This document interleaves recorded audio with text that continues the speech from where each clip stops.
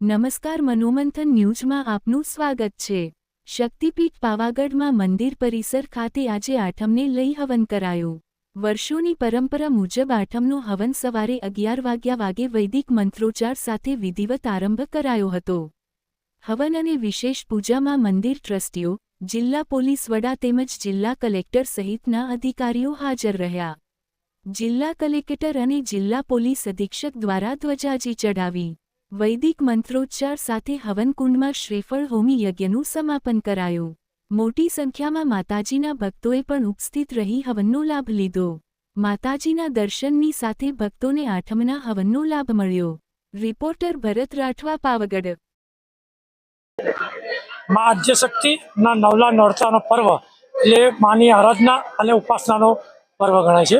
શરૂઆતથી પહેલા નવરાત્રિ ગણી અત્યારે 8મું નવરાત્રિ છે માતાજીનું, અને 8મા દિવસે માતાજીનો હવન કરવામાં આવે છે। જે હવનની અંદર પંચમહાલ જિલ્લાના પોલીસ વડા માન્ય ગુજરાત સાહેબ ઉપસ્થિત રહી અને હવન કરે છે, જેમાં કલેક્ટરશ્રી અને એસડીએમસી અને ટ્રસ્ટીશ્રી અને સુરેન્દ્ર કાકા તમામની ઉપસ્થિતિમાં હવનનું આયોજન કરવામાં આવે છે।